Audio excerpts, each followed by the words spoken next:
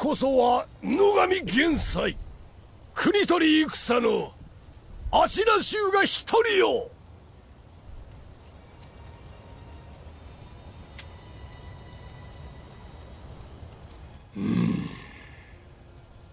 片付いておるか。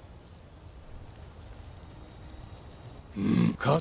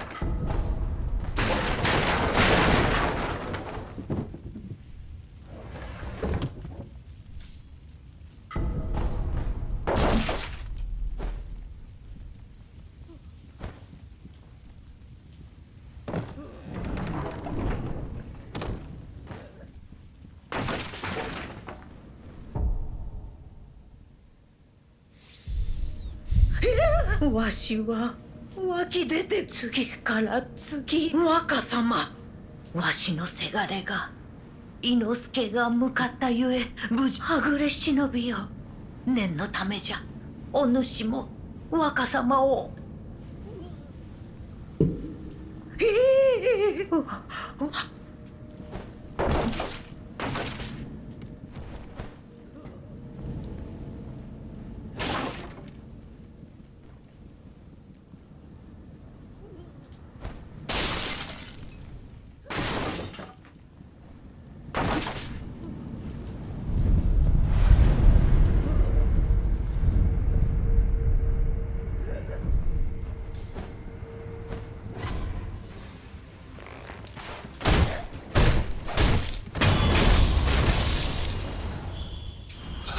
この先、これをわずかだ。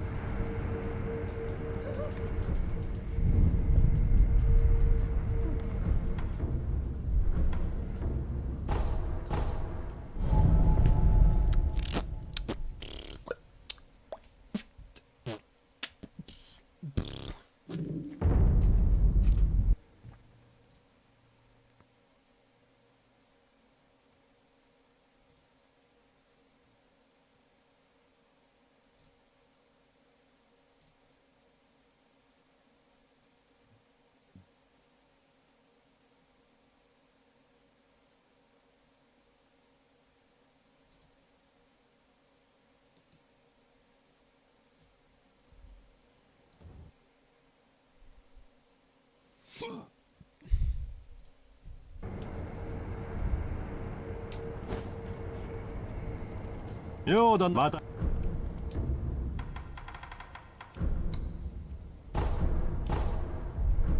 じゃあな。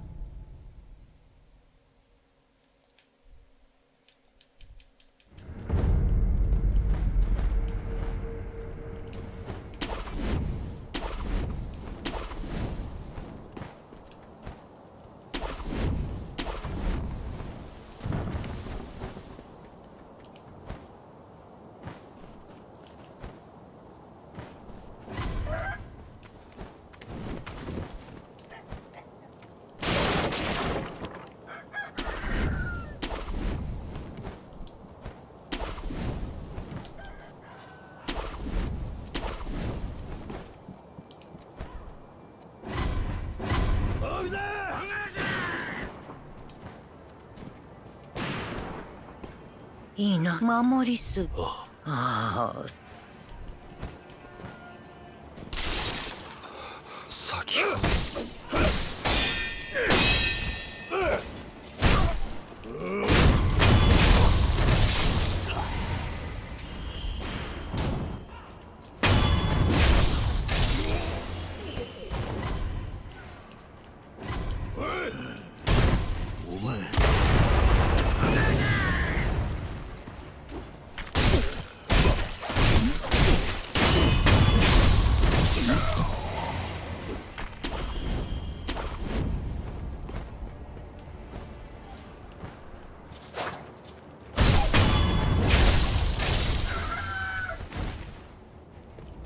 毎度だな。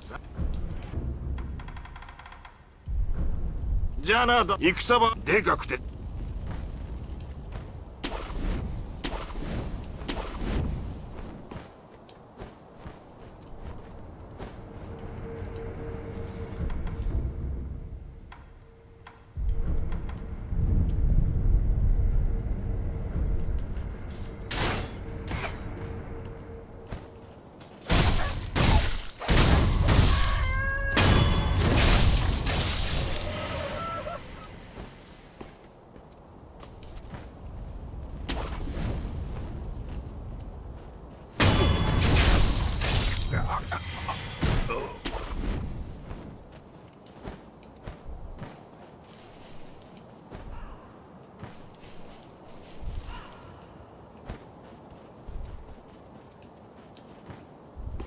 いいな、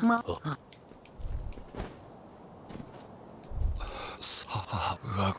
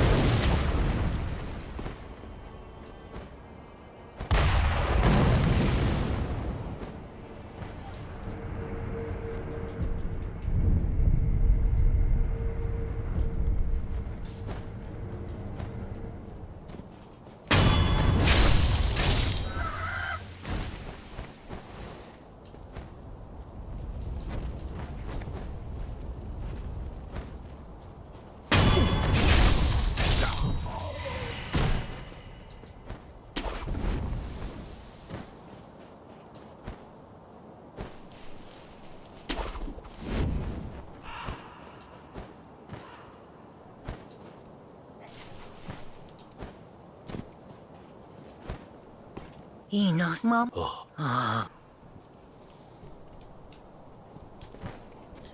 So it's gonna take more than just this.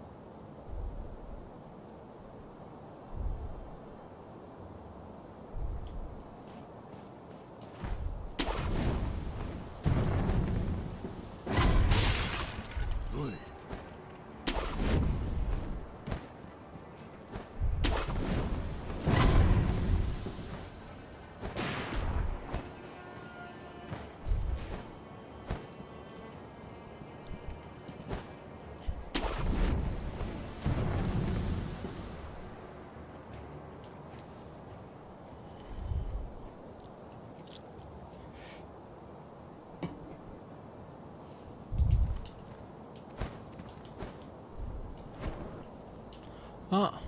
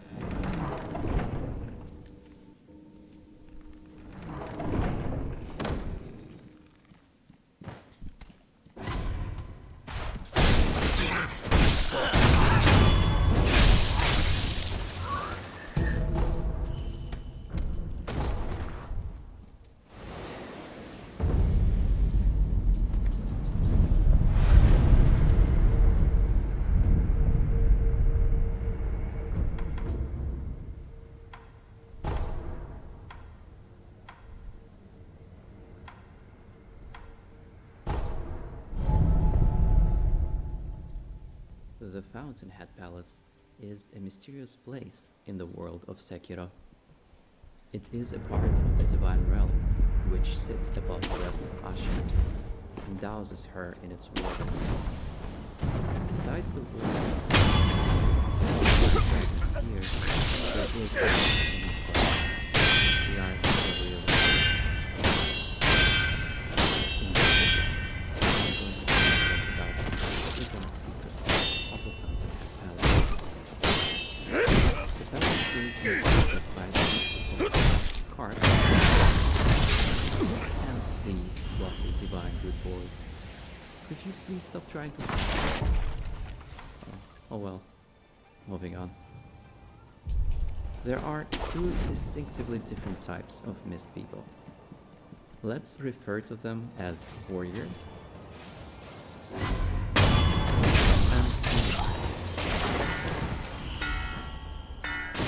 nobles and warriors are not entirely different species.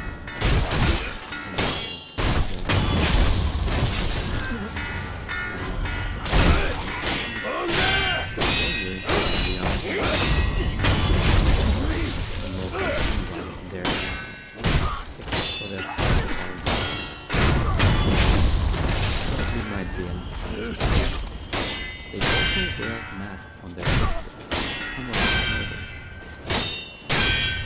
Physiology is not the only thing that sets the types of people apart. If you go a little bit in the temple, where the nobles are feeding on the warriors. Masks are scattered all over the floor, and white blood-like substance covers the floorboards. If you open the door leading outside, the next time you come back, you will find a woman stabbing one of the nobles with a knife, crying how they fooled her father with promises of nobility and eternity. What is going on? Let's look at the fine details. There are two types of nobles. You can set them apart by their robes. Some are red, others are blue. All the nobles feeding on the warriors in that temple wear red robes. Besides that, these are the only nobles on that side of the lake. The blue-robed nobles are only encountered around Mibu Manor. If you explore Mibu Manor, you can also find one red-robed mist noble, who is guarded and wears a hat.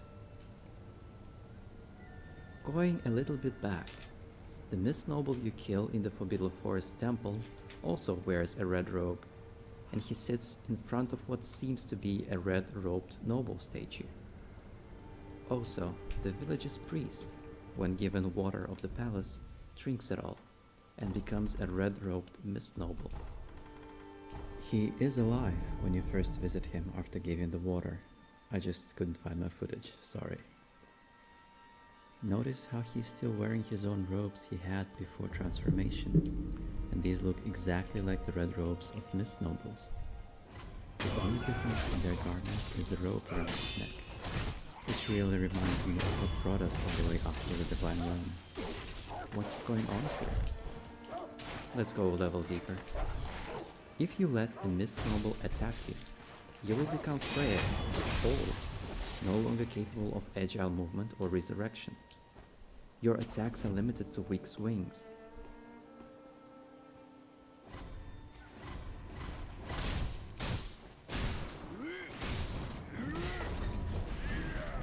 If you kill the noble who made you frail, you do something like this.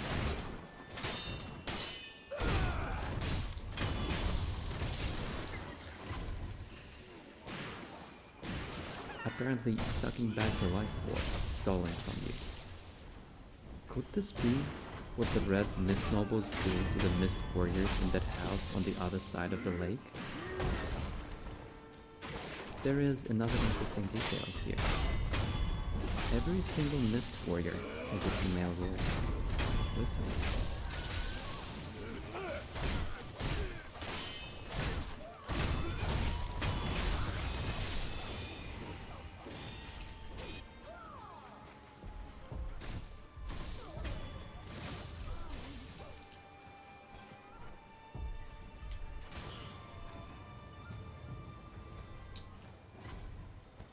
Mibu Village, Mibu Manor, priests, weddings, Fountainhead Palace. I think I can see what's going on here. Every once in a while, the Mibu village hosts a wedding ceremony in the wedding cave. The full ritual seems to include drinks, which the current priest is so busy with, and the local shrimp, which can be found in the local lake and which is scattered on the cave floor. What the drink contains is hard to say, but the red lump found in the priest's house looks really suspicious. When the wedding ceremony is performed to its fullest with the proper aroma, the wedding procession ascends to the Divine Realm's Fountainhead Palace, where they are greeted by the Mist People and offered water of the palace.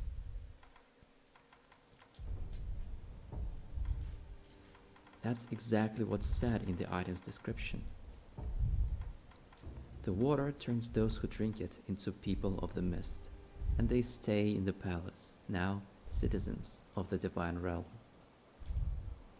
But not all ends well for them. The men, now Mist Nobles in blue, are contained within the Mibu Manor, watched over by one of the red-robed Mist Nobles and a whole lot of Mist Warriors. Women are trained in combat arts, for reasons I can tell you about in a different video. Subscribe to my channel if you want to know more about that. The priest leading the procession joins the ranks of Mist Nobles in red robes. These nobles become nearly immortal, sustaining themselves on the life force of the unlucky Mist Warriors, who are led into that temple unarmed. Or maybe the warriors willingly sacrifice themselves. It is hard for me to say right now. The blue-robed Mist Nobles remain in Mibu Manor to wither and die. If one of them tries to escape, they get slaughtered with lightning by Okami leader Shizu, sitting atop of the broken sakura branch. You can see them rotting away. The glow on their bodies does not look healthy. Mist Nobles in red do not have that on them. But accidents do happen. White blood splatter on the floorboards of the manor attests to that much. I imagine, hungry and dying, one of the nobles would attack a warrior in this hallway, draining her life force, and she broke this window trying to defend herself. Maybe he even succeeded. Maybe he got obliterated. With every wedding ceremony, a new priest ascends into the ranks of near immortals, while everybody else who took part is now doomed. It seems like everyone is seeking immortality in Sekiro. And that is the dark secret of the Fountainhead Palace. Now, there are other things I haven't covered. Some of them are hard to explain. For example, the carp-feeding noble is a male, but he looks different. If you fight him, he has the same moveset as the ogre enemies. Could he be one of those before he transformed? Or is something else going on? After all, there's a whole thing of its own going on with the bot nobles and the giant carp referred to as Master. I'm sure that detail has its meaning. There also are 2 human females in the palace. Why did they remain human? These could be stories for another time. For now, like the video if you found it interesting, subscribe to the channel, and I will see you in the next lore video.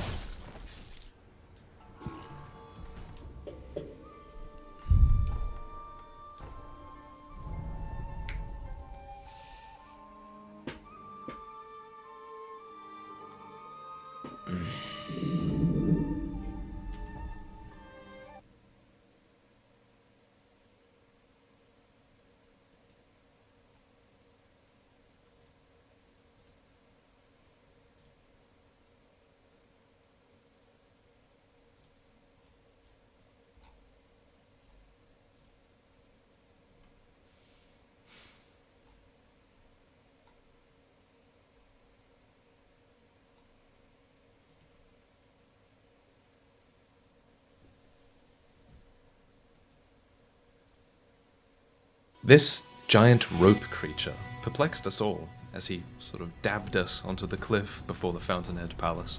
While it's mentioned in no item descriptions, we can actually make an educated guess about what he represents.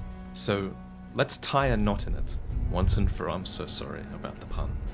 A shimenawa, or enclosing rope, is a length of hemp or rice straw that's commonly found woven around torii gates, Shinto shrines, and also sacred landmarks. They're here to act as a sort of ward against evil spirits, or to indicate passage into a pure sacred space. Quite a few of these exist in-game. For example, there's the gate right before the valley that houses the sacred serpent god, and since the divine dragon looks about 20 times as divine as the serpent god, I guess they needed a bigger rope for the divine realm. Blocking our way to said realm, however, is the real corrupted monk, a warrior woman who guards the Vermilion Bridge.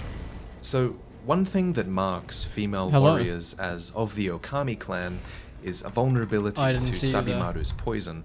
She doesn't have that vulnerability, but what she does have is the signature laugh and movement of the Okami, which marks her as a part of their clan, but perhaps she's not.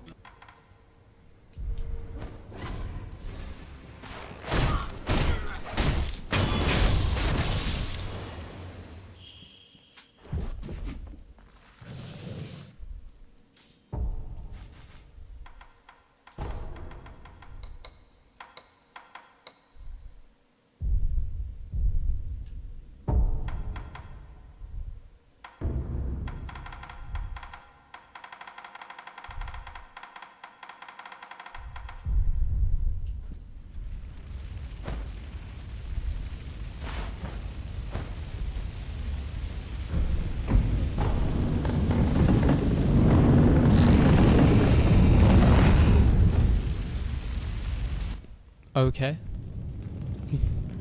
父上、母上、少女よ、みんなどこへ行ったのだ。巫女様、現実か。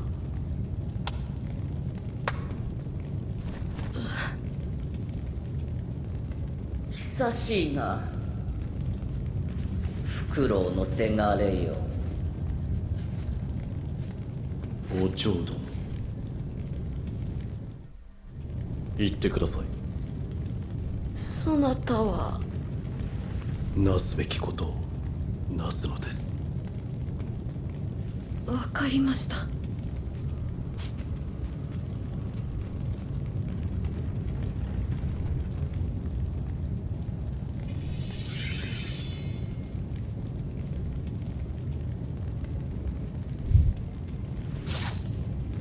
さて、やろうか、せがれ殿。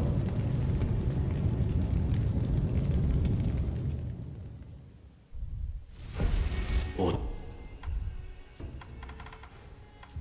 嬢殿、何故。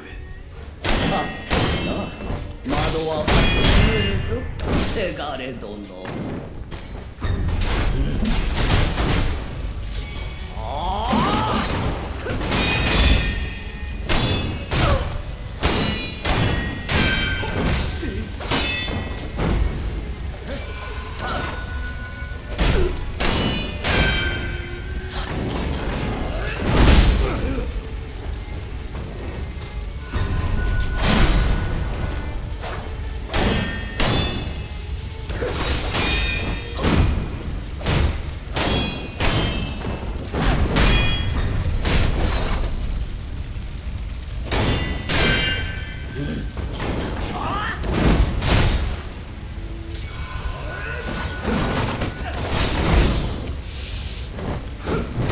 Oh god.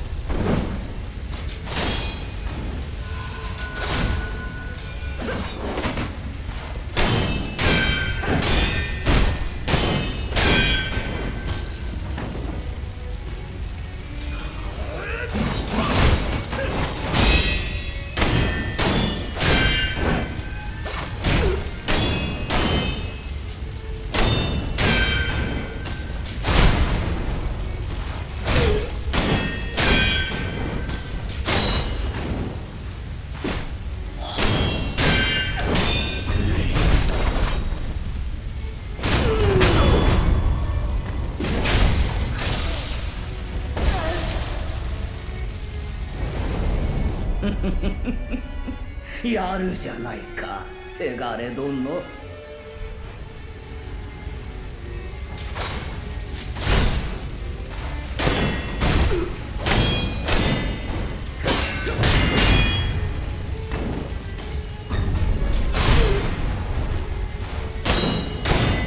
ならば我が幻に惑え。高みの見物としゃれ込もう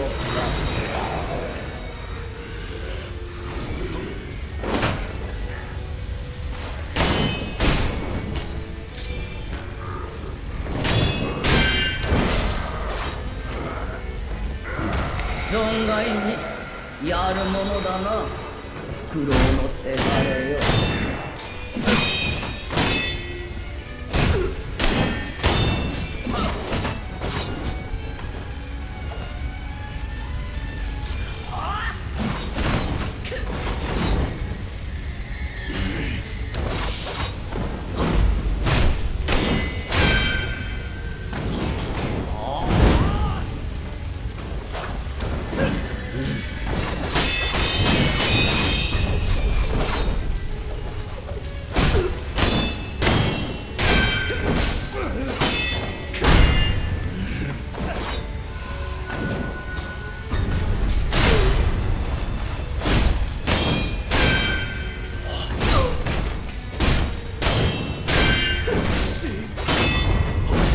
Oh.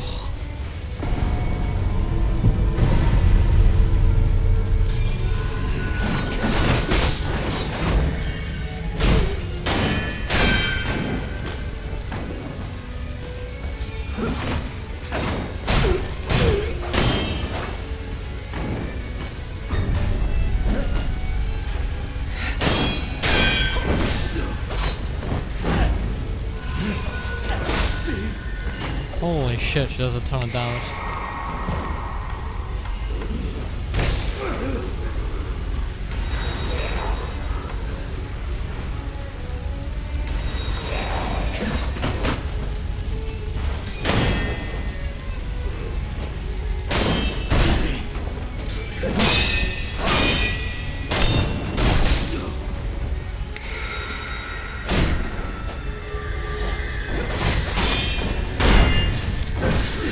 Oh. そなたなどまだまだ子犬よ。Okay.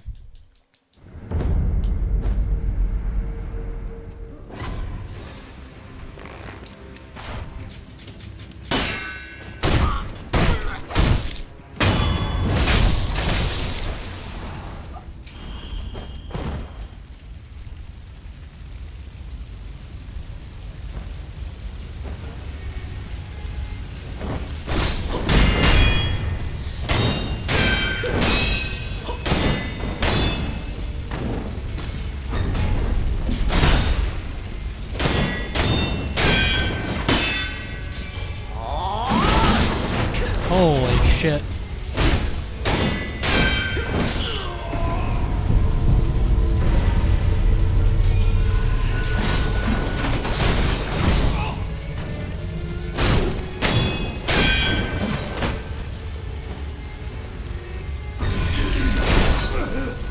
Well, I'm getting fucking roasted this time.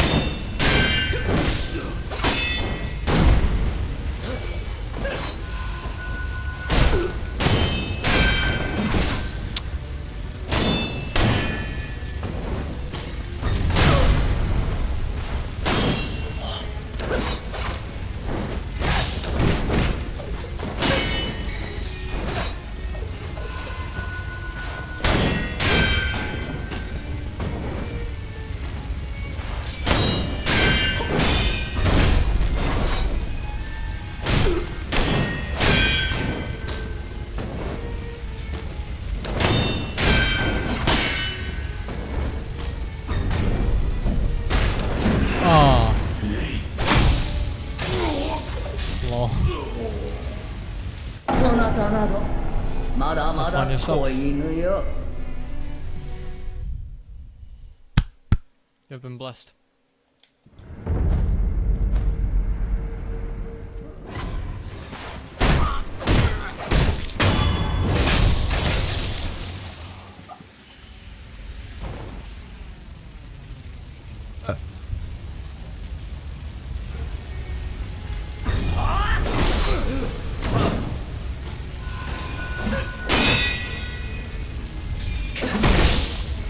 Holy shit.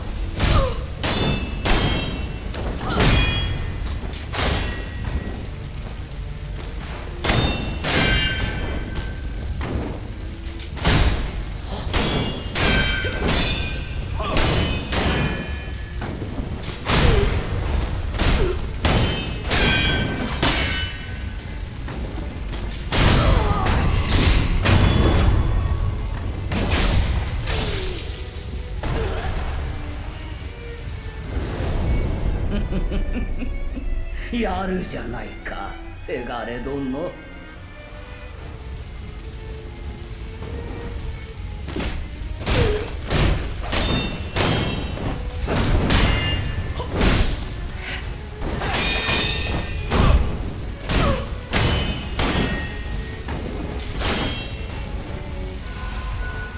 ならば我が幻に惑え。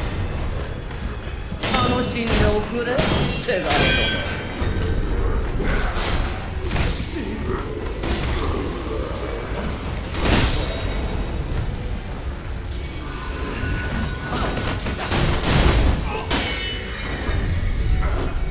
存外にやるものだな、フクロウのせがれよ。 Holy shit.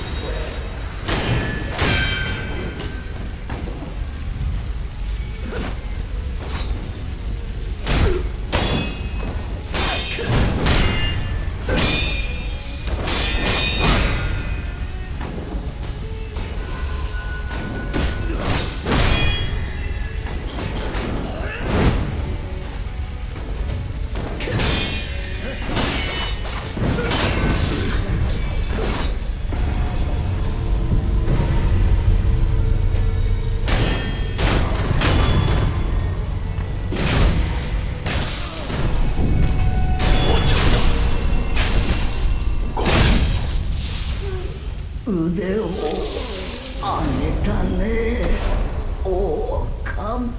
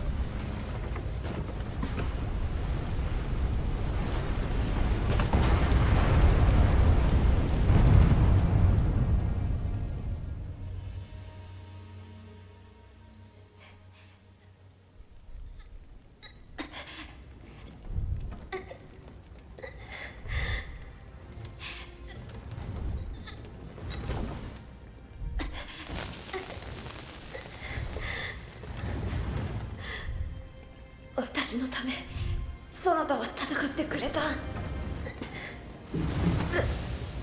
ておくことなどできるものか。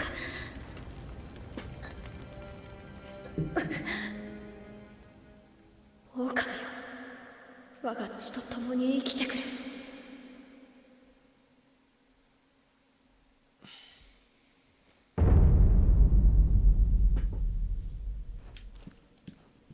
お前さん、どうやら古い記憶が目覚めたようじゃな。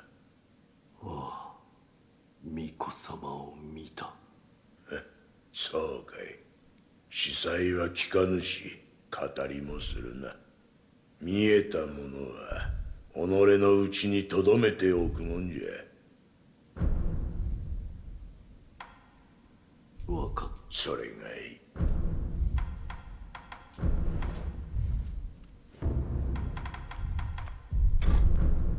ではまあ。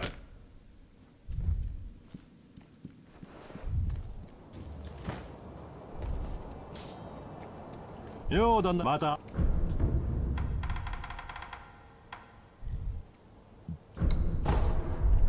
じゃあな、旦那。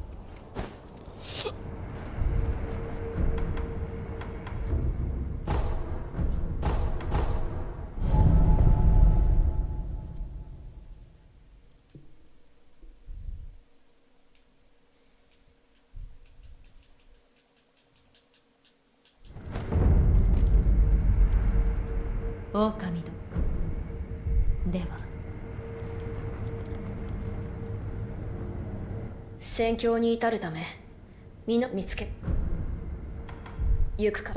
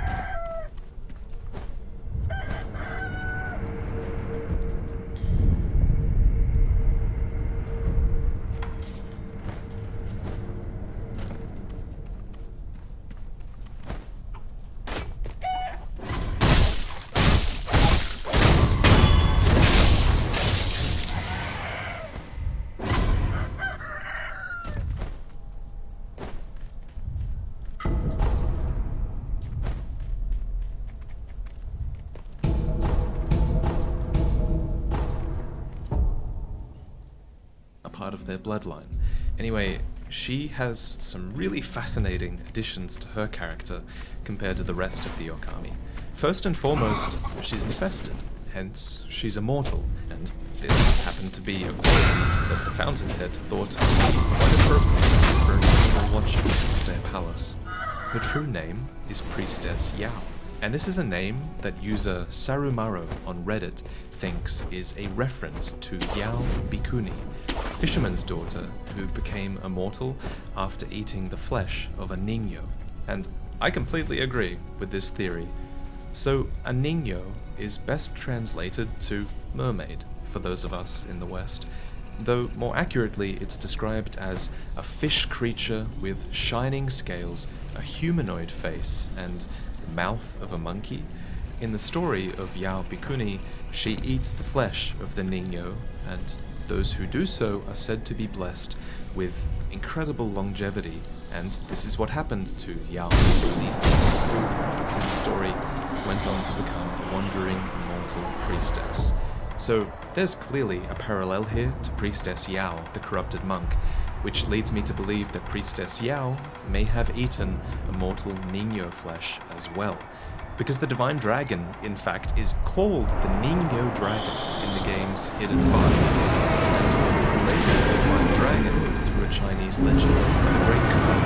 The Great Carp are also Niño. They're a fish with human origins, because the Carpenters all aspire to become Great Carp. If you ever happen across another plot like mine, they've got anything.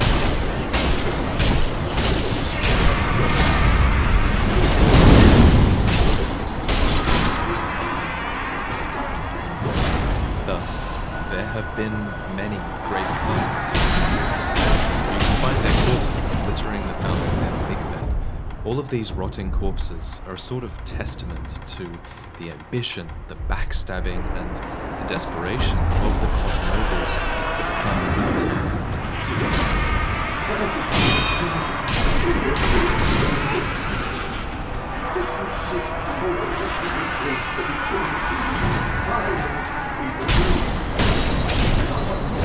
Curiously, one such corpse is infested with luminescent centipedes, which may well explain the infestation of Priestess Yao if she did indeed eat the niño's flesh like her namesake did. So, this is a really strong theory. I think it could be this Japanese legend eating the flesh of the niño, which is puzzled these days understanding where the infestation comes from. And at the very least, it is the Fountainhead rejuvenating waters that work the infestation as many infested have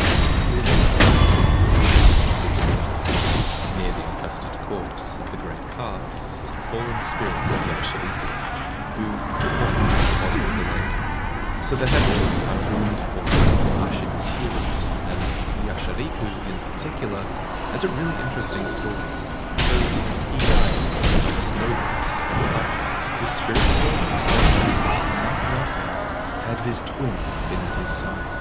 Alas, his twin was lost in childhood, which goes on to explain why we lose half our health when using his item, and why a second apparition fights beside him is never quite after death. Much of the architecture below the lake has become uninhabitable thanks to the overflow of divine water, and there's no one here to make a look rebuilding this because their civilization is now literally comprised of a warrior caste, and a noble caste, with the palace nobles, and even more of their areas in the process by the Great Carp. So, it's become a necessity. This explains the slug harvest discussion in the last episode, and all of those slugs likely end up here in the hands of the Great Attendant. My father is now a noble, and the moment he became one, he found himself entranced by a power, the great. For a long, long time since, he's done nothing but feed that cursed heart. Young man, please release my father from fuck? Wouldn't win. Father in the life of these two daughters. So it follows that these women might have been some of the last to come through here from Mibu village. They're the only remaining humans we find in this place, and they're so old now that they've basically become all but invisible to the palace nobles because they no longer have any youth to drain. Young man, please be careful. The palace nobles have a craving for the vitality of youth. They can't help themselves. They want nothing but to sap away more and more of it. For generations, wedding processions were led leading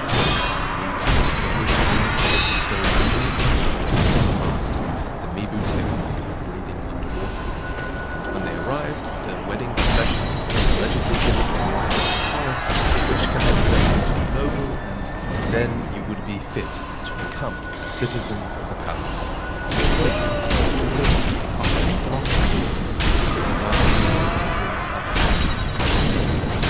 There are these red nobles of the palace, whose outfits likely denote their rank.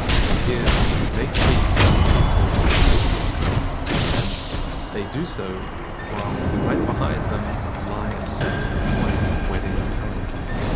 Palanquins surely belonged to the wedding procession. And probably the palanquins then they certainly have a problem with those coming from the village. They had no problem killing them, and at the very least their concerns would be the great carpet attendant, who would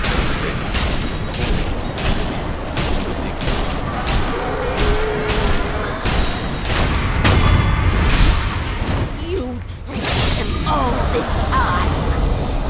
Ability this and eternity that. Pretty lies to fool him. Give him back! Father! Give him back!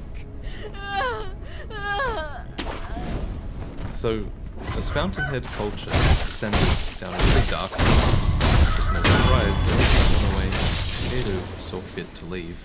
So these two are basically mirror images of Sekiro and Kuro.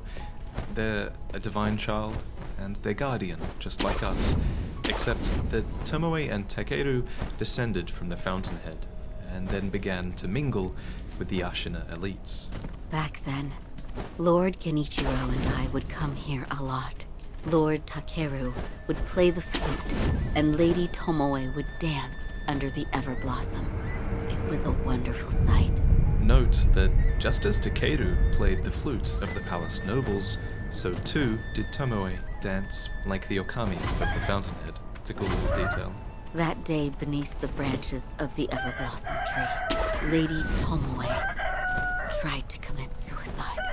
Why? She said, those made immortal by the oath of the dragon's heritage shackle their masters. So in order for the purification to occur, the oathbound of the dragon's heritage must die? Yes, precisely. Speaking of the Oathbound, one trait of those touched by the divine dragon appears to be this streak of white atop one's scalp. Sekiro has it, Kuro has it, Kuro 2.0 has it, hell, even the Okami warrior women have it, but none have it more than the purple-garbed lightning bearer atop the great Sakura tree. Her hair is pure white, perhaps a testament to the age of these eternal beings that were blessed by the divine dragon.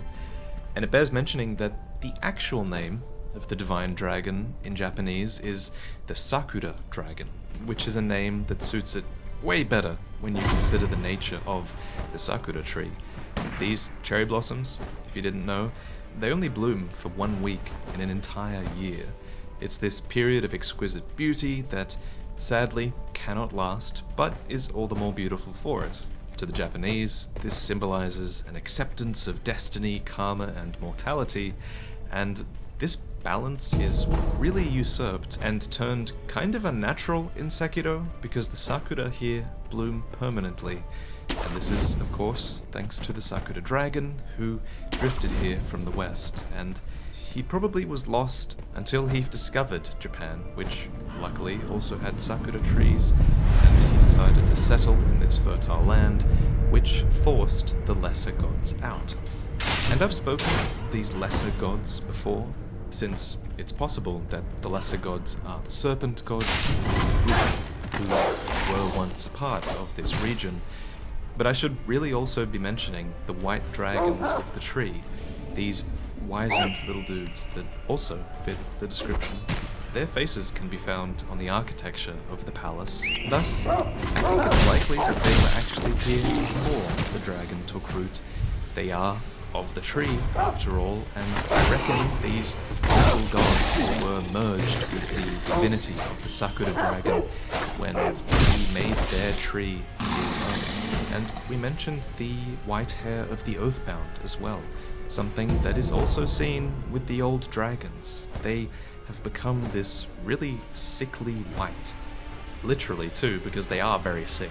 In contrast to the black dragons, these white dragons are a representation of dragon rot and the stagnation that's afflicting us all, and it's actually the act of killing these white dragons that purges the affliction from the tree, which causes it to blossom, which causes the Sakura dragon to rouse itself back to life. Notice with the dragon is that it's terribly wounded, and there are some interesting theories on this as well. So first, it could be wounded because it's showing the effects of dragon rot, or maybe it had these wounds before when it was cut free from the west and drifted to Japan. Or, an even better theory, it's possible that these wounds the dragon has mirror the wounds that we, Sekiro, and Kudo have sustained. We are of the dragon's blood, after all, and just like the dragon has lost its left arm, we have as well. Just like the dragon has a gash on its chest, Kudo also cut himself with the mortal blade for the Fountain of Fragrance. Another really likely theory is that maybe it sustained these wounds the dragon, Tomoe, who would have fought the dragon for its dragon's tears. And Tomoe may have also been the original owner of its second mortal blade, the Black Blade.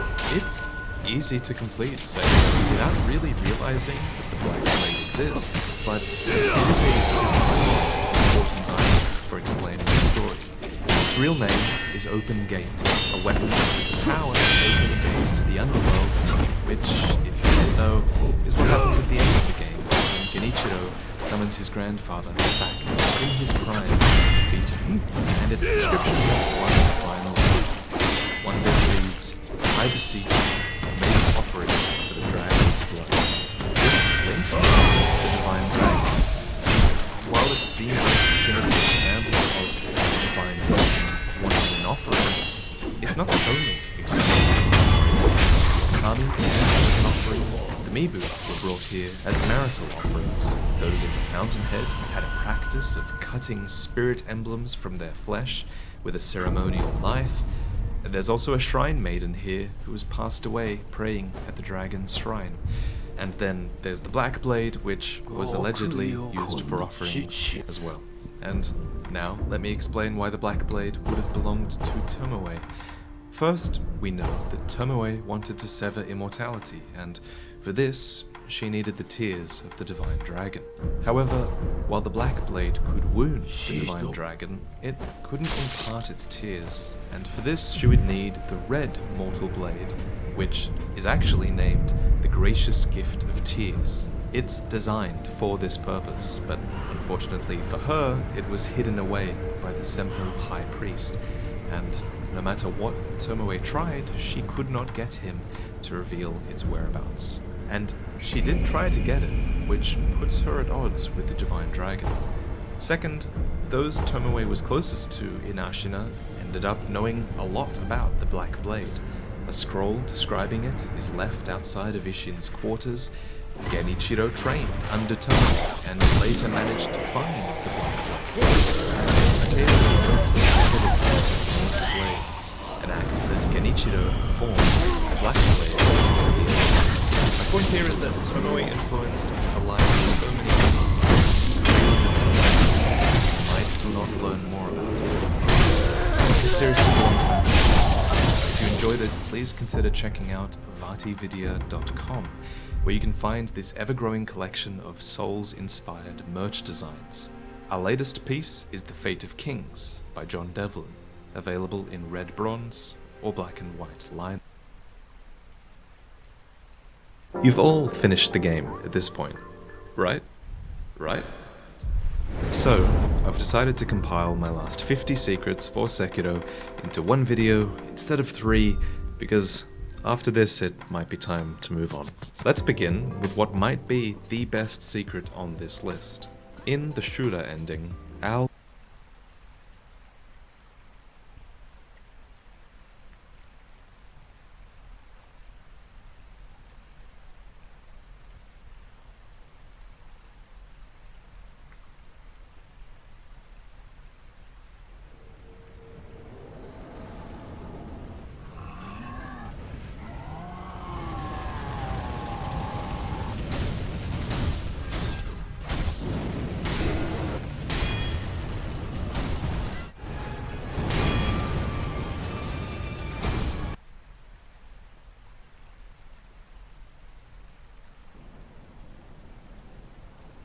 So I was originally going to review Sekiro, but honestly, I don't have that much to say about it. It's good, everyone knows it's good, and if you haven't played it yet, you're some kind of filthy gaijin scum.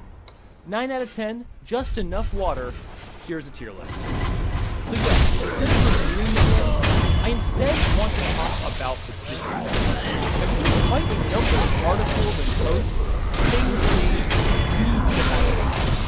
This isn't really anything new. I distinctly remember the same thing happening in Dark Souls 2. But honestly, it seems like it's a lot more prevalent this time. But why exactly is that the case? Is it because the game is just that much more popular? Well, I don't really think that's the case here, as it has pretty much the same number of players that Dark Souls 3 did when it launched. So is it because the game is just that much harder? Well, yeah, probably. Sekiro undoubtedly has the steepest learning curve of any game that From Software has released. It also feels like it has a much more even difficulty curve throughout the game. Sekiro is most definitely an uphill battle that continually finds new ways to murder you right up until the final boss. Who is a stupid, cheap little bitch.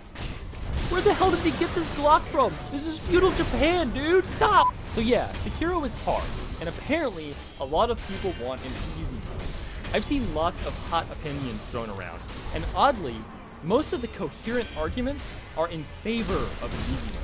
I see a lot of Souls veterans throwing around the old get good, because, well, Dark Souls fans are pretty autistic. I would know, I am one of them. But seriously guys, screeching get good everywhere isn't gonna solve anything. Let's actually have a, intelligent discussion about this. Does Sekiro truly need an easy mode? No, because it already has one. Now this is where you probably expect me to make some kind of joke about cheat engine or whatever, but I'm actually being very serious here. And in order to explain what I mean, we're gonna have to go back to the past and talk about Dark Souls.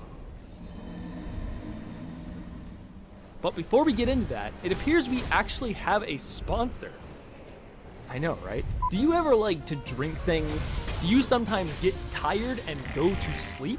Do you want to close this video right now because I'm being really, really annoying? Well then I have the product for you. Now is a healthy alternative to regular energy drinks. It's made from only the most powerful ingredients like crescent moongrass, green blossom, and common fruit. It's also magically enchanted to help improve your focus and clarity. One sip of this bad boy, and your brain will engorge to the point where you can understand the deep religious symbolism of Pickle Rick. I hate myself. And with just 2 small sips, you will be able to fire lasers from your eyes. You can save 40% off a starter bundle if you use this special link that's in the description, or you can use the promo code Inferno Plus to save 10% off of anything in the store. Personally, I'd recommend the berry flavor. I think it's a pretty good way to wake up in the morning. It's caffeine free, so you won't crash later in the day, which is great because I really like to take naps. Alright, now let's get back on track. Where were we? Oh, yeah. But Inferno! Neither of these games have difficulty options, you stupid fucking cunt! Now that is where you're wrong, Mr. Strawman. Dark Souls actually has multiple difficulty settings. And despite the fact that everyone and their grandmother saw this joke coming, let me introduce my friends.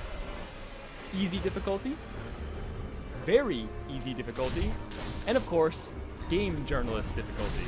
Say hello, guys. Hi. So yeah, one of the defining aspects of the Souls series is the ability to ask for help when the game gets too tough. This is something I'm going to call player modulated difficulty. And while summoning is probably the most obvious form that this takes, it's not the only one. Another very obvious form of modulated difficulty comes from the world design of the Souls series. I'm sure all of you have experienced this situation at least once.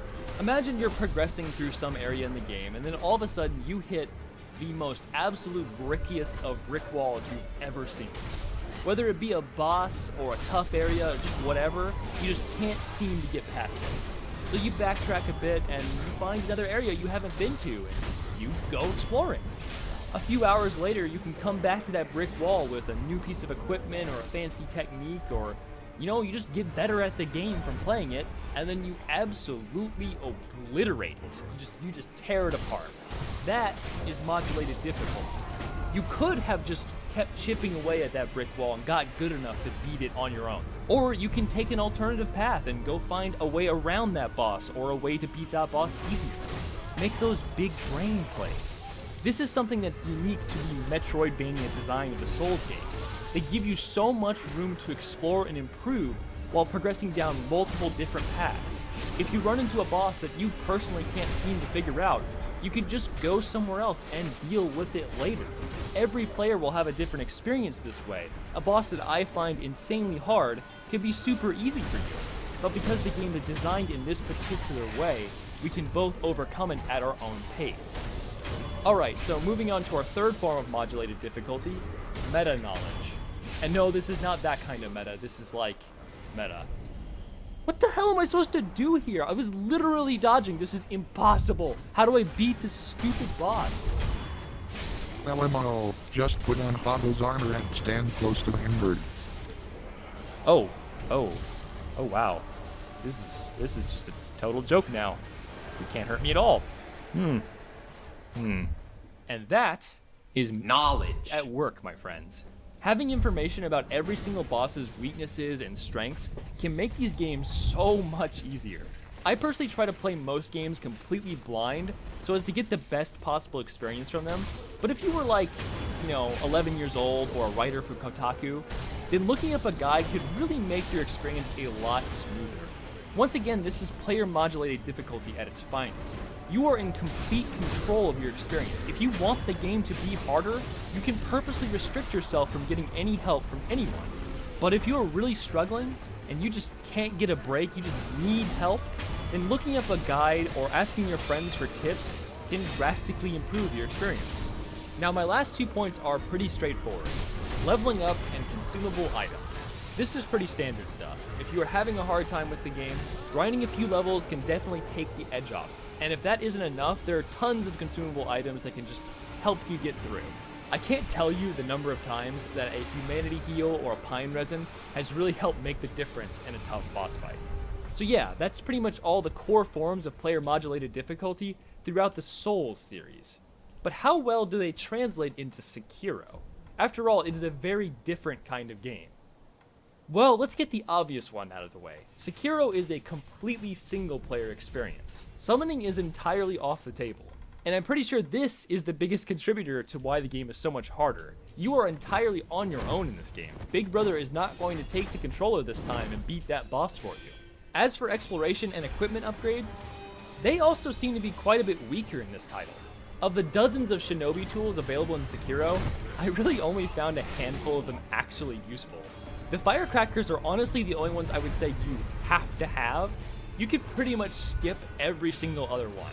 That isn't to say that they don't have uses, but they're all pretty niche or just kind of underwhelming as a whole.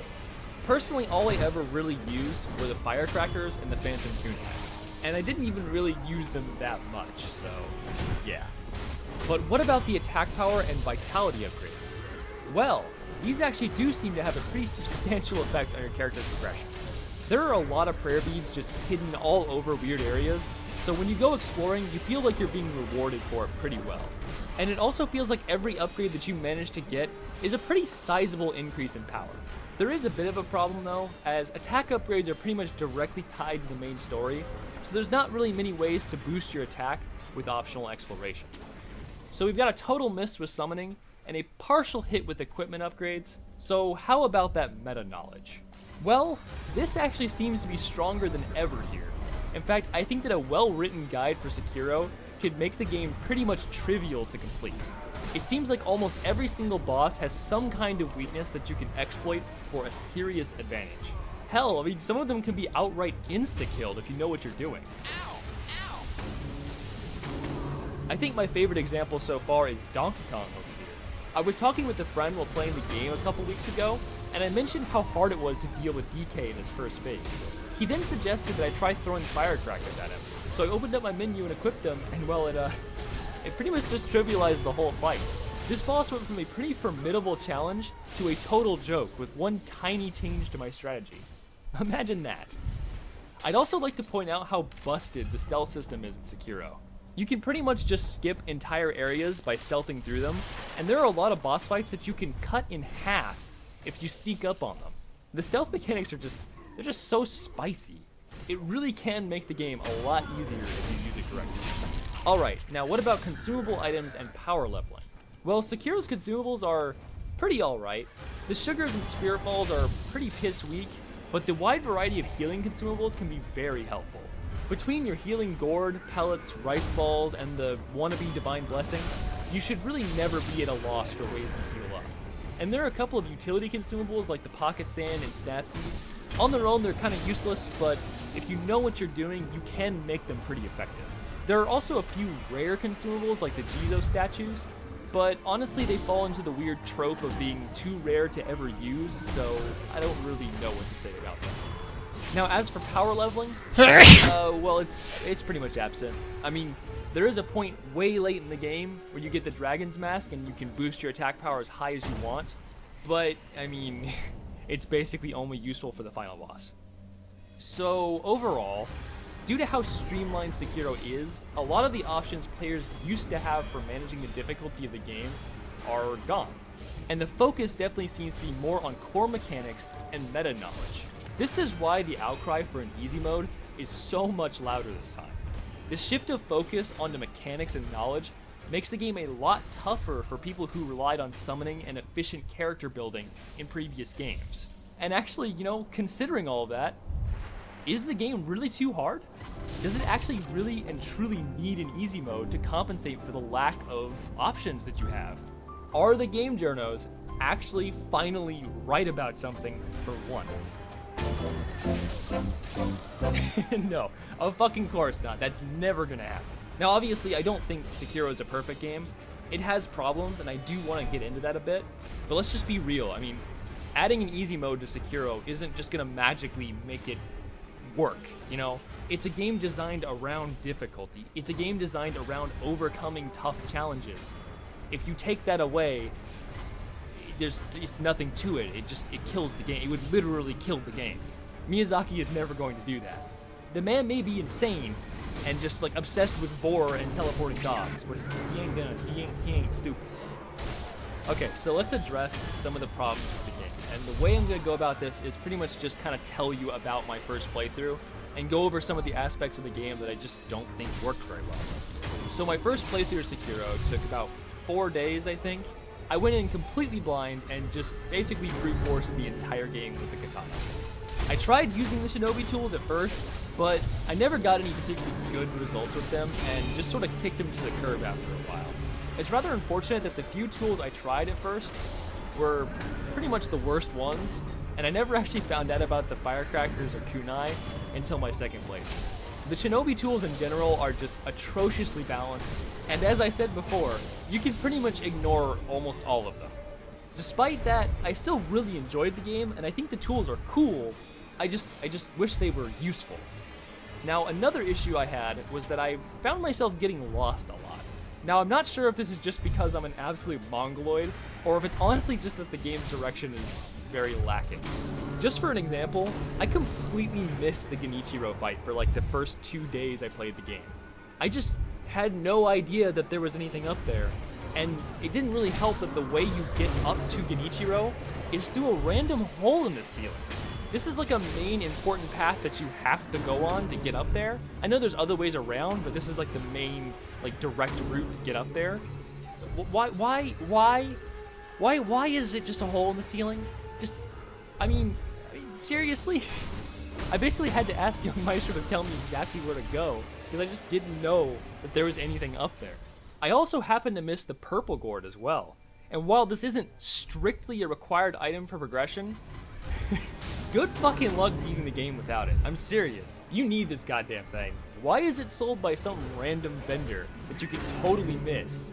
This item really should be something that you have to get, you know, something that drops from a boss or whatever, because, ooh, you need that stupid thing. Also,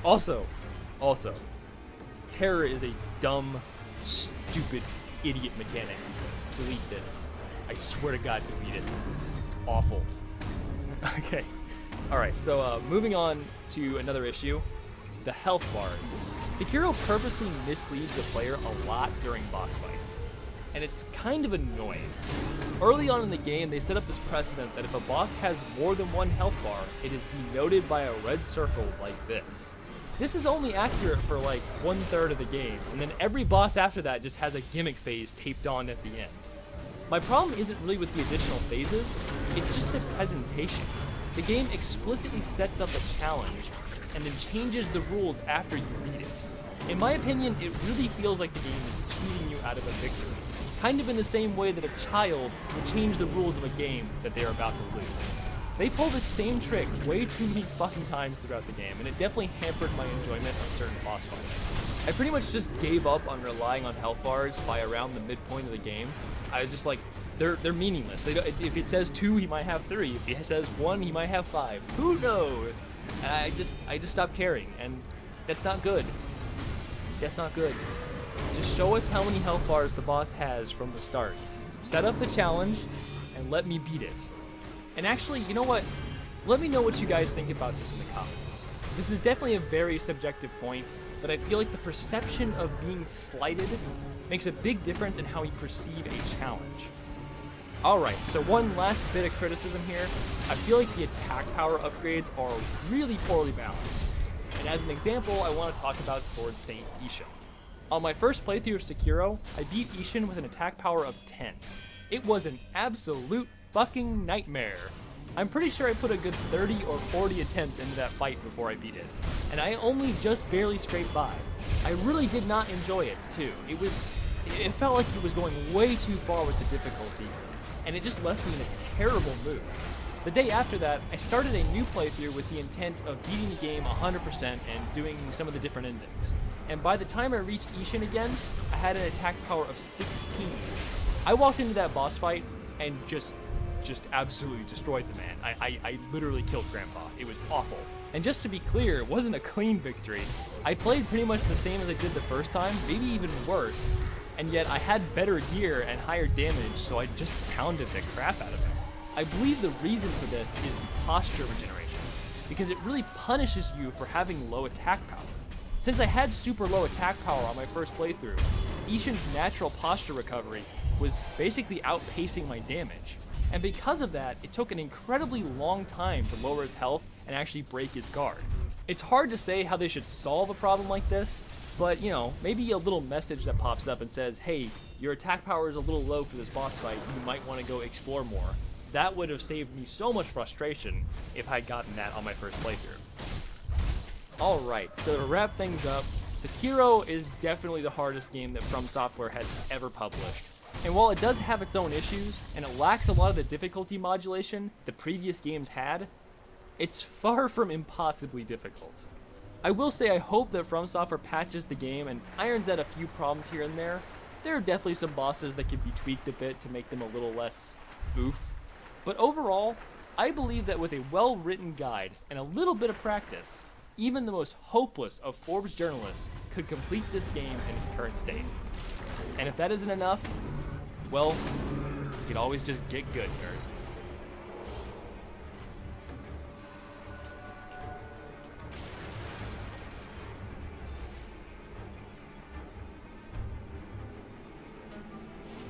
Well, I guess I really did call it. This video will be divided up into 5 sections. The good, the bad, the ugly, counter-arguments, and our conclusion. I'm aiming to discuss every single aspect of the game to the best of my abilities. Please keep in mind that I'll be exclusively talking about the remaster and focusing primarily on the PC version. I have no issues with the original Dark Souls. In fact, it is a fantastic game and I definitely recommend it. And with that said, Squadala, we are off! Let's start things off positive by going through everything in DSR that is objectively improved over the original. To start, it now has proper resolution support and runs at a pretty smooth 60 FPS. In this aspect, it's pretty much exactly like playing on DS Fix with 60 FPS, but without the occasional odd bug. Oh my god! Using multiple items has been added to the game, which is pretty nice, but oddly it's not a separate option like in the other games, it just replaces the default use option. You can also offer Covenant items in bulk now, which is a minor convenience, but nice to have. It appears you can now summon Red, Dragon, and Gravelord signs even after the area boss has been killed. This is actually a really great change, as the old restrictions on PvP were incredibly inconvenient at times. Now players can duel and host fight clubs in any area they want without having to worry about keeping bosses alive. The changes to player limit and password matching are all exactly as you'd expect. The matchmaking server works fine and is essentially just like playing Dark Souls 3. The arena works exactly the same as it did before, but now allows for larger matches with up to 6 players. You can also password match it, which is convenient, and it appears these summoning ranges are almost exactly the same with a bracket every 50 levels, up to 250. You can now scale the UI, though unfortunately it also makes the health bars smaller, which is kind of unhelpful. Controls are now rebindable, in particular the jump, sprint, and roll buttons can all be separated, which is quite useful. Covenants can now be swapped at bonfires, while this is convenient. This is Dark Souls. We're playing Sekiro. Get your shit straight, Shinobi.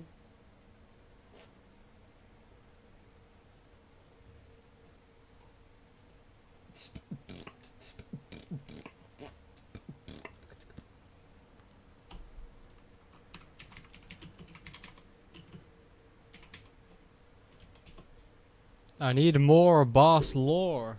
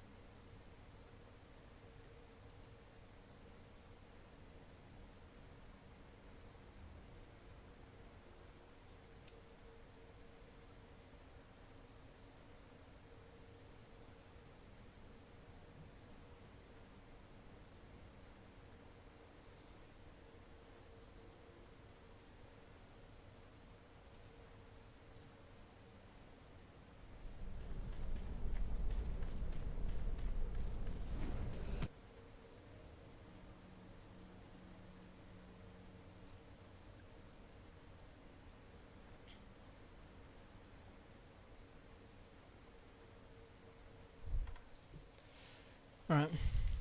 That seems to be it for any Sekiro lore.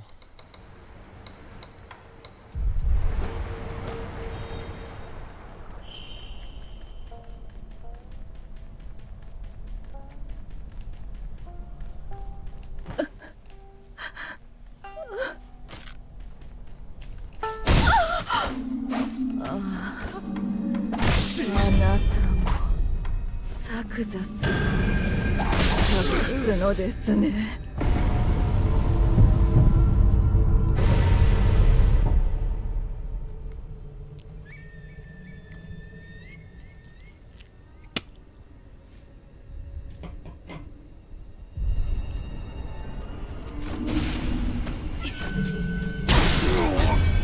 Well, I'll be fucking missed.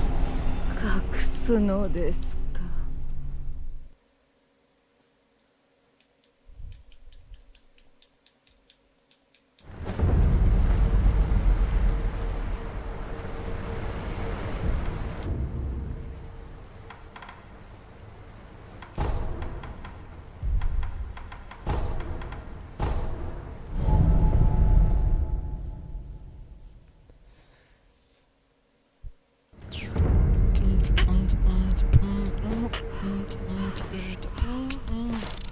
ご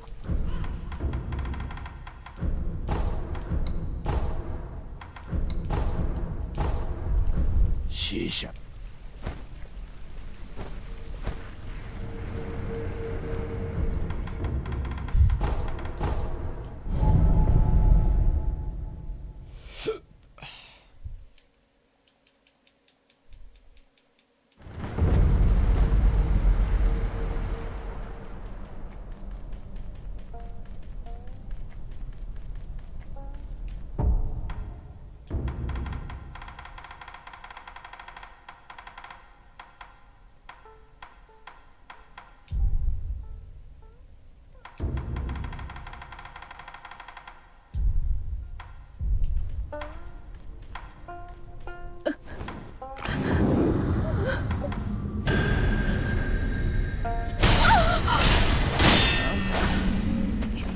あなたも作座様を隠すのですね。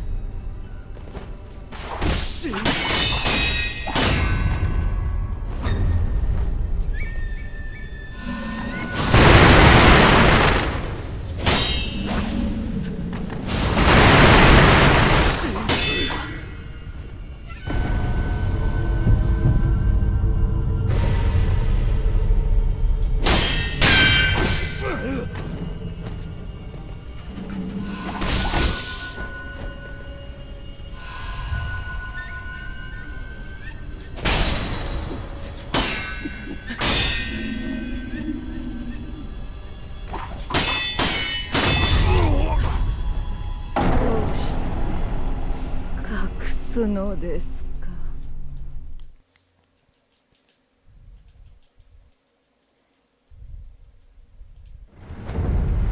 Let us try once more.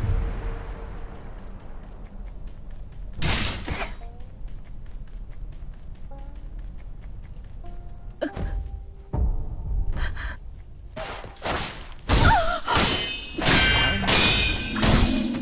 あなたも作座様を隠すのですね。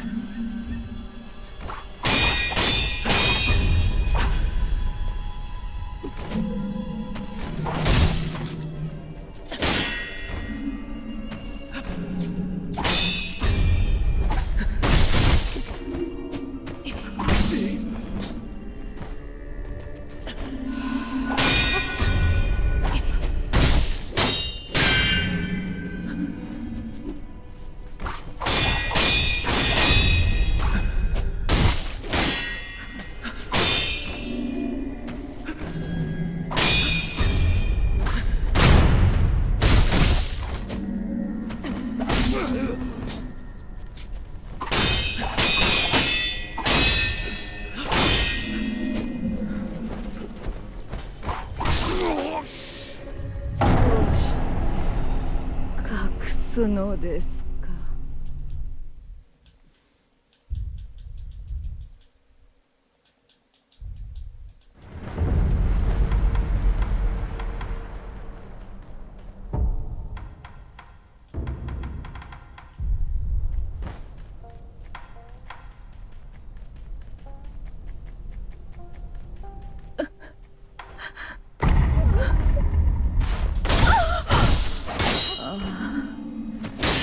あなたも作者様を隠すのですね。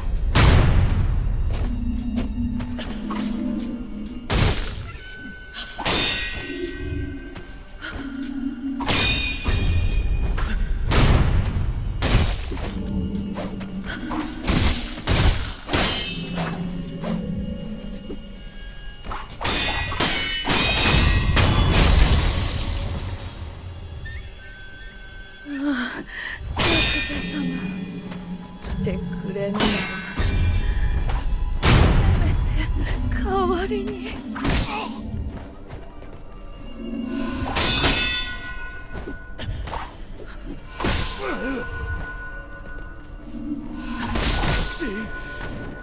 God, she just won't let me heal!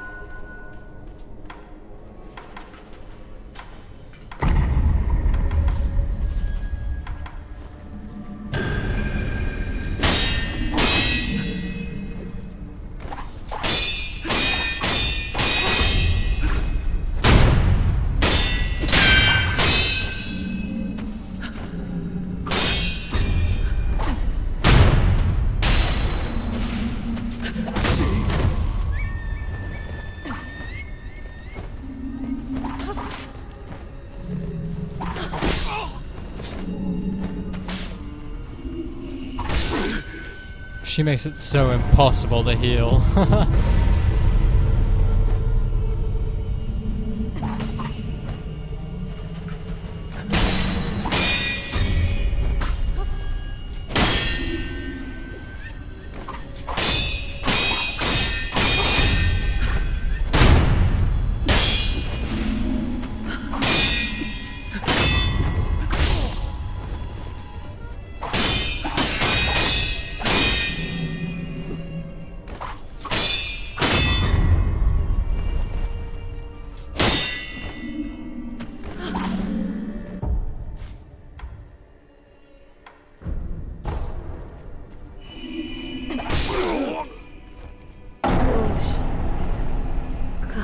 すのですか。